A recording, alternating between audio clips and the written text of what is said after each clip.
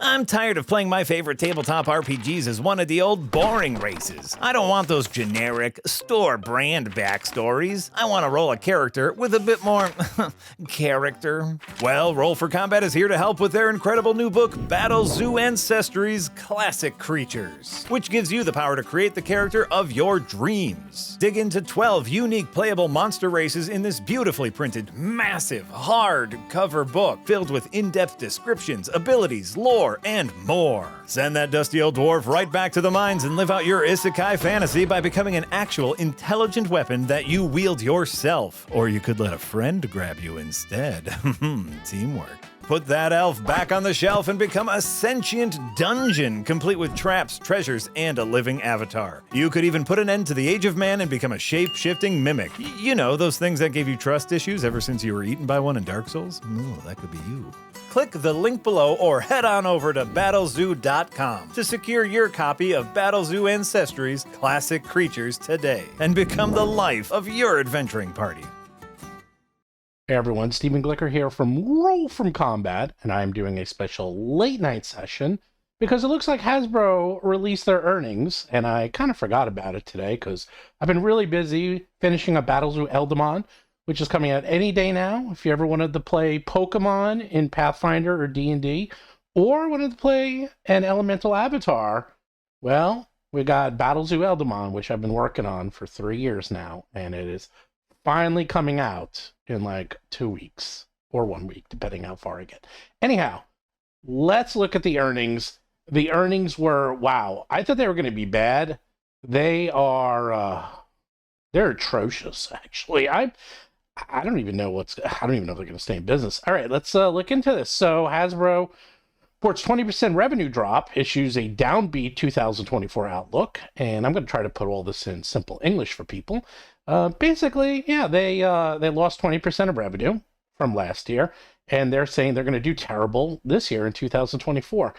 And they lost, oh my God, in the last 3 months of 2023, you know, the time where you're supposed to actually make all your money, they lost $1 billion. $1 billion. All right, the company's only worth like $5 billion. So they lost like 20% of their entire company. And they expect to cut $75 million in costs between this year and next year. So they actually cut about half of that by firing 30% of the company. So how are they going to continuously cut costs? And the only way I can see is that they stop making product and they continuously fire people. I don't even know what to think. I mean, this is like ridiculous. Anyhow, let's go through here. Hasbro reported more than 20% hit to its fourth quarter, issued a downbeat 2024 forecast. For the last 3 months, it lost $1.06 billion or 7.64 cents a share. So the stock is worth $50 around, and that means they lost, if you do the math, it's about 14% of their company's worth they lost. Actually, it's about 15%. So 15% of their entire company was just lost. That's how bad it is. And last year, they lost $128.9 million. And people thought that was bad. Well, hold my beer. We can do $1 billion in 3 months. Sure, that's not a problem. And then for the full year of 2023, they lost 15% of sales. Let's see, they double-digit sales drops in consumer products and entertainment segments. And Hasbro did see an increase in revenue. However, in its Wizards of the Coast and digital gaming segment, primarily due to licensing revenue related to Baldur's Gate 3 and Monopoly Go. Now, this is very important because I really am sick and tired of people saying, oh, well, they're making money. You know, Wizards of the Coast is making the money. No, they're not even making money. Wizards of the Coast, the only thing that's making the money is there's 3 things really making the money. 2 of them are licenses, which they have nothing to do with. Baldur's Gate 3, which was licensed like 6 years ago, and they're making money, and Monopoly Go, which was also licensed, and Magic the Gathering. That's about it. And we'll get into a little bit more. The other thing is they reduced their inventory by more than 50%, which actually is definitely helping them on, savings, because they don't have to keep inventory around and they don't have to have warehouses and things like that. And they said here that they expect, okay, are you ready for this? In Wizards of the Coast segment, they expect the company to lose 3 to 5%. Okay, this is the year they're coming out with the new versions of Dungeons and Dragons. Shouldn't they be making money this year? Shouldn't a 50-year celebration and the new version of D&D really help them? And it is insane. They expect to cut $750 million in costs by the end of 2025. And they already were trying to cut costs from $350 to $400 million, but they're going to have to increase it. And they laid off 1,100 employees in December. And before that, they cut 15% of its workforce, which was like 800 employees. So if I do my math, that means they're going to probably have to lay off another like 1,500, 2,000 employees. So, yeah, I mean, anyhow, let's look at this. So this is from the Hasbro site. And, this was actually, these were like the top line earnings reports. Let's look at this a little bit more detail. And actually, this is the worst part, is reported loss of, it's actually $10.73 a share. So that's like 20, as I said before, that's 21% of their company. They adjusted it with net earnings. So basically, if you take out the earnings, it comes out to $7 a share. But if you don't take out the earnings, if you use the earnings, long story short, they lost a ton of money. Okay, they're worth $5 billion. They lost $1 billion. You can basically do the math. And let's take a look at a few things here. They have things like Transformers, G.I. Joe, Furby. They did okay. They lost 19% in categories, trends, inventory management, and they've been losing every year, by the way. So revenue increase of 10%. Here we go. Revenue increase of 10% was because of licensed digital gaming behind Baldur's Gate 3 from Larian and Monopoly Go from Scopely. Tabletop revenue increased by 1%. Okay, tabletop revenue is Magic the Gathering and D&D. And supposedly, Universes Beyond, Lord of the Rings, Tales from Middle-earth, that was supposed to be the best-selling set in history. So, if they only gained 1% of growth using the best-selling set in history, that means that something is pulling them down and other things are not selling, and I wonder what that could be. We're going to get into, there's a lot of information here. We're not going to get into that, but let's get to my favorite part. So the presentations, this is actually the PDF presentation that Hasbro releases, and these are actually really nice. I actually think Hasbro does probably the nicest presentations in the industry. And one thing I find funny is that when they're doing really well, this is like filled with graphics and pictures of all their characters, and it's a really fun report. And when they're not doing too well, it's not quite as good. So by the way, look here. What's making the money? Lord of the Rings, Baldur's Gate 3, Monopoly Go. And by the way, Furby did pretty well, and I guess Transformers, Play-Doh, and Spidey's Amazing Friends. We're going to go to, this is like overall performance. I could get into that, but I know most of you are here because you wanted to talk about Magic and D&D, and they show their market segment and their share, how well they're doing. They're actually the leading position. They're doing really well here. They're doing well in Play-Doh. They're doing well in Monopoly, Peppa Pig. Transformers is doing pretty well. It's doing well, but it's not like breaking the bank or anything. Here's an interesting one. This is showing how much they reduced their inventory. So they reduced their inventory. Interesting here. They reduced their inventory down by 51%. And Wizards, they reduced the Wizards of the Coast inventory by 30%. Remember when they were throwing out all those cards in China? Remember when they were like landfilling cards and just getting rid of stuff? And they're also, you better believe they have a fire sale on all the 5th edition books, because once they go to 2024 D&D, what do they need the 5th edition books for anymore? And, they'll have them. They're going to be digital only. And then here's consumer. You can see how well they're doing. Everything's negative in the red. Here we go. Wizards of the Coast digital gaming. So Wizards of the Coast tabletop is down 1.3%. And digital gaming is up 8.5%. And again, that's Baldur's Gate 3 and Monopoly Go. And what I found interesting in digital games are down FX total. But here we go. Are you ready? I can't believe they actually put this in writing, but I'm glad they did. Growth in Magic the Gathering tabletop revenues offset by declines in Dungeons and Dragons ahead of 5th edition release. So it literally says it right there in black and white in their report.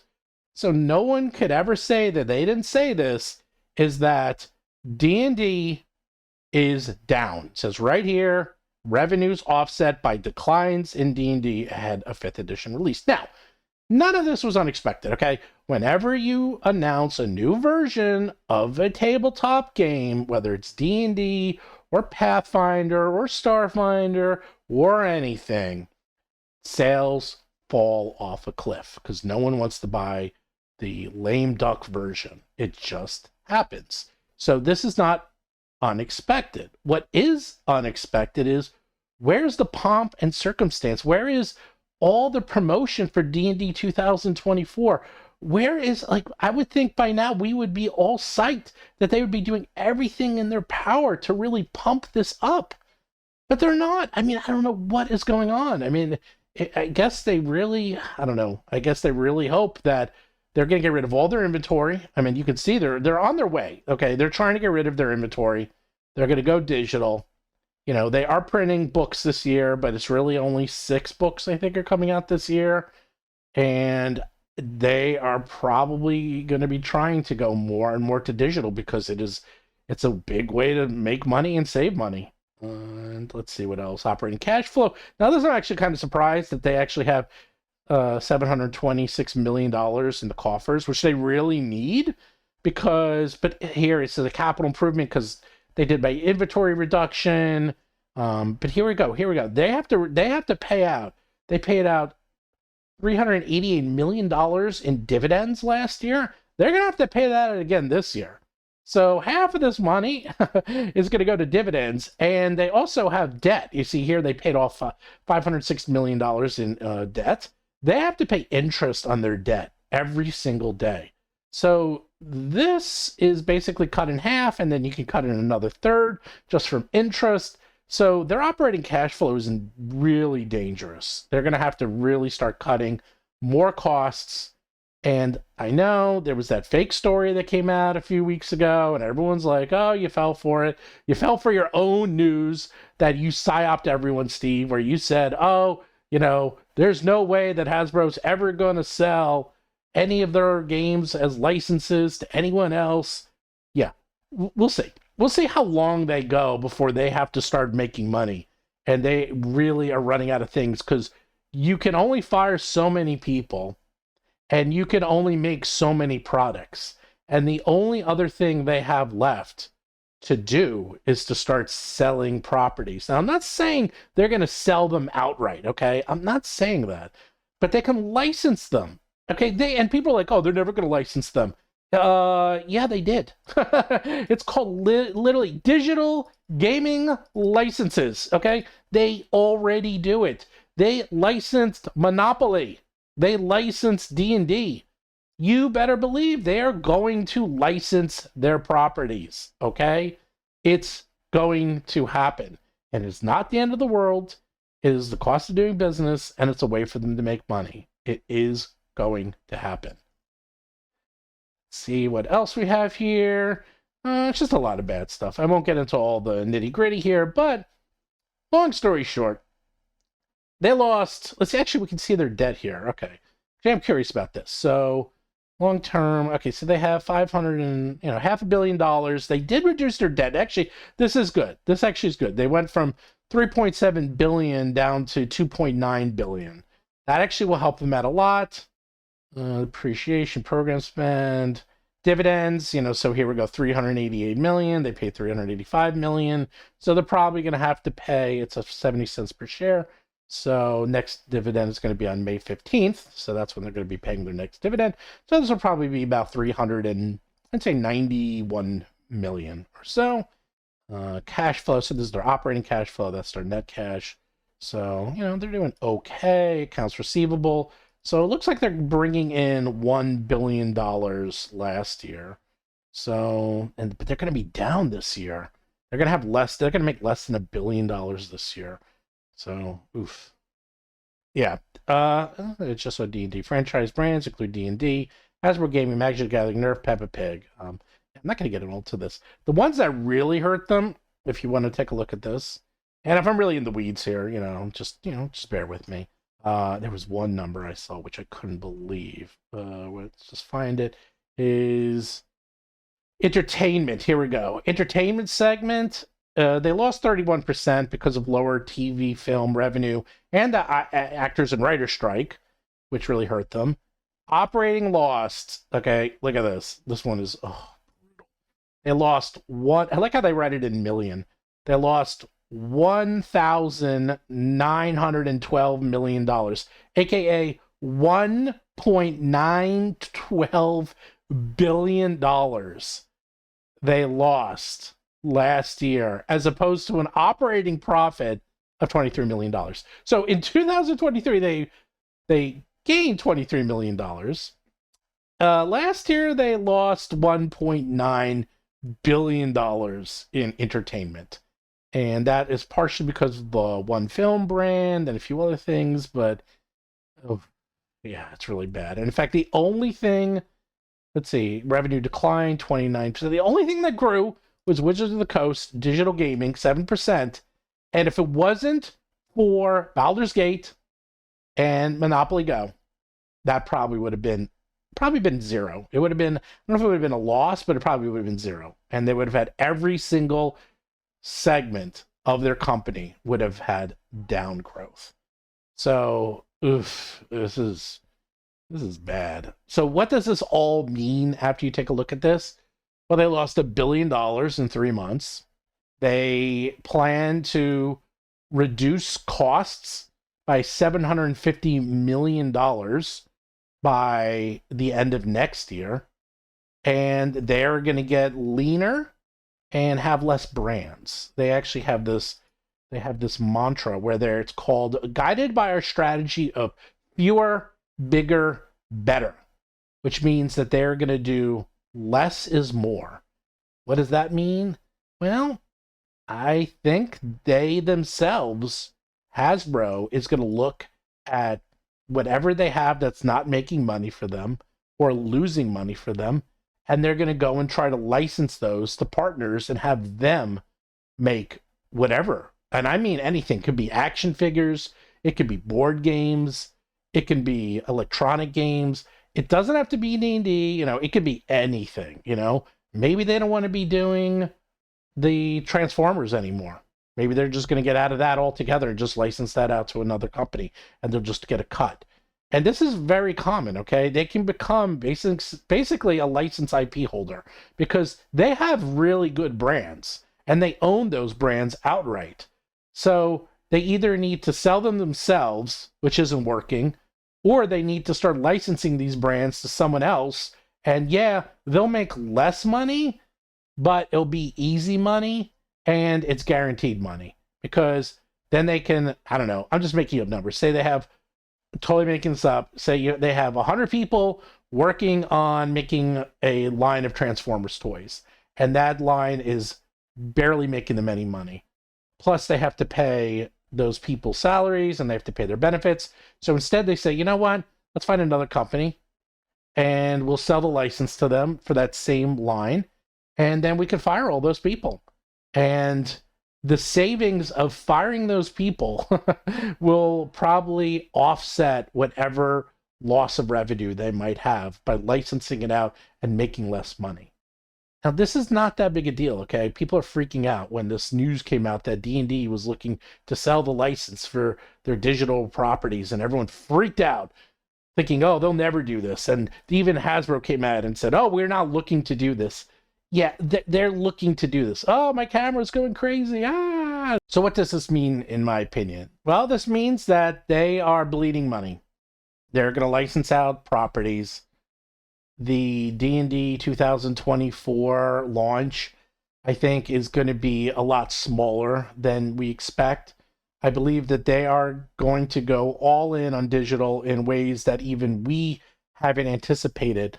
The good news is that they are working nicely with partners. Instead of trying to become a monopoly and gobble up everything themselves, they just signed a deal with Foundry. They just signed a deal with Roll20. They have more and more third parties going on to D&D Beyond. And that's actually really good news, because last year at this time, it looked like they were trying to put every single person out of business, and they were going to be the only people who come out with D&D products, and they were going to be the only virtual tabletop in existence. Now they decided, you know what? Can't beat them, join them. And that is going to be good for the life of D&D.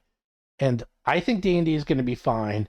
Magic, oof, I have no idea what's going on. Magic seems to be going through some real pains, and everyone can tell that they are milking that brand to death. They're using every trick in the book and coming up with a few new ones just to make money and keep the company afloat on Magic the Gathering alone.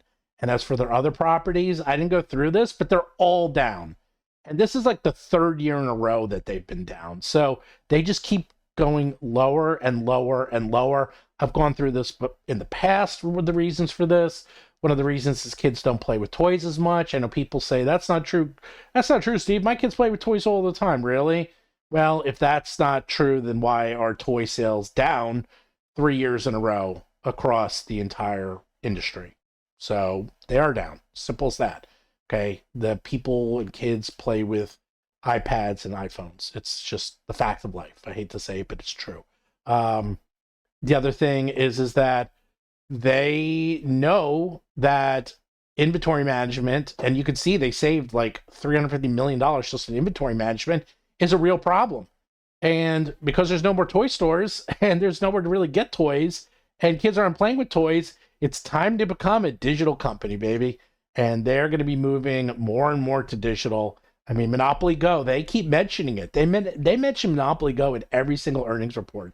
And you're going to be seeing everything. I guarantee you're going to be seeing Transformers Go, D&D Go, Magic Go, G.I. Joe Go, Peppa Pig Go. You're going to have every single thing digital because it just prints money, okay? There's a reason why all the biggest companies in the world right now are all digital, okay? The revenue and the amount of money you make on digital products is obscene. It is ridiculous how much money they're making, and they're waking up to this fact, and it's going to be a lot of transitions and a lot of growing pains, but I think D&D is going to be absolutely fine. I'm still very excited to see the new 2024 books. I'm very excited to see what they did with it.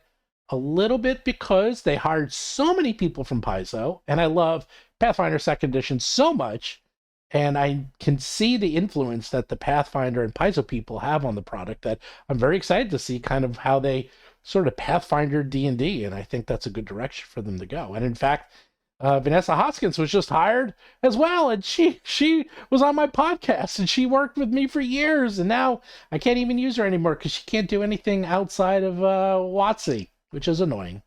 Anyhow, with that, tomorrow we have a live show at 3 p.m., and that is going to be here, and I have Greg Gillespie, who's going to be on. He did Borrow Maze, and he does Mega Dungeons. And don't forget, go to yearofmonsters.com or battlezero.com or rollforcombat.com and check out our backer kit, where you can play mimics and Oni and intelligent weapons and dungeons and doppelgangers and demons. And these are not your standard D&D races that are 1 page long. These are like 20 pages long, huge amounts of options. These are basically classes, okay? They're like classes in race form, if that makes sense. Check it out. People love this thing. It's based off our Year of Monsters, and you get this buddy for free, worth $50, okay? Basically, you can get the book and this guy for the same price. It's sort of a no-brainer, but it's only around for a few more weeks, and it's gone forever. So check that out at yearofmonsters.com. Otherwise, I'll see you on my live show tomorrow. You can ask me questions about this. See ya.